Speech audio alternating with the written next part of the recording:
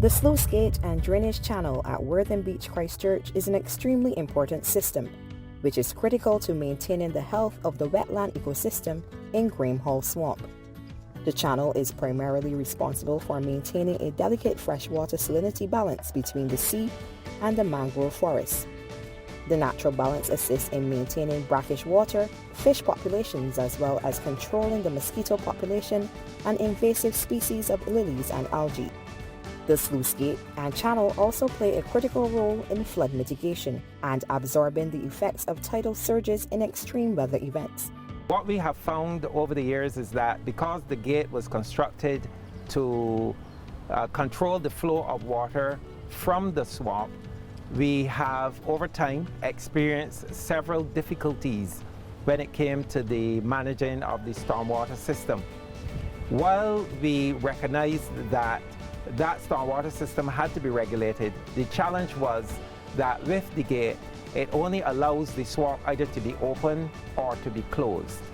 And those two definite parts was not working both for the residents and for the swamp simultaneously. There are periods of nearshore discoloration at the Worthing Beach, when excess water levels need to be discharged into the sea to alleviate flooding or stagnation in the channel.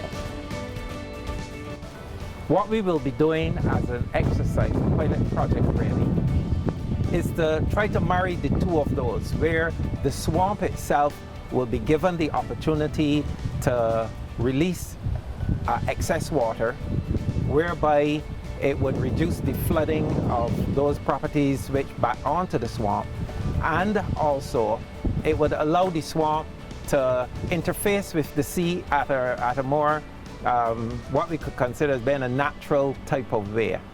So the feature that we've put in is one where we are actually controlling the level of the water in the swamp.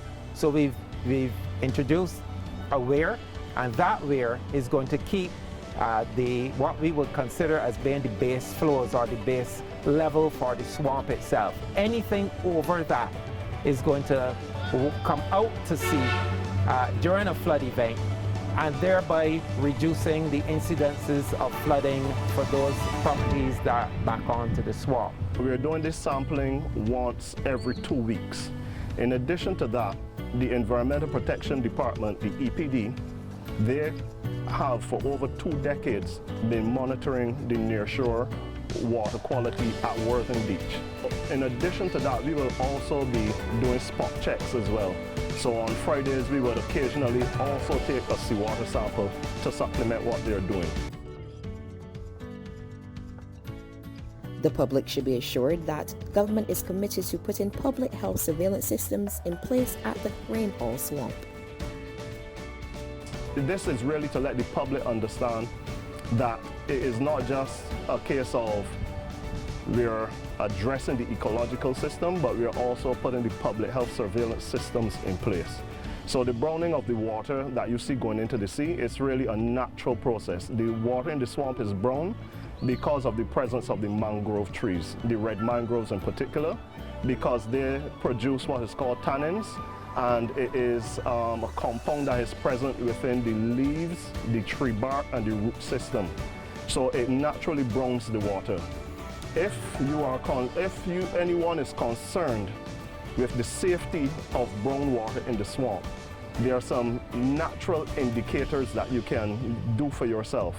One, if you see that the fish life, the natural aquatic life, the birds, etc., are thriving within the ecosystem, you can have some level of comfort that there's no pollution, in other words, artificial pollution going into the swamp. The occasional brown tannins at Worthing Beach is a natural phenomenon associated with coastal wetland ecosystems, and the public should observe all signage or instructions provided by the staff of the National Conservation Commission.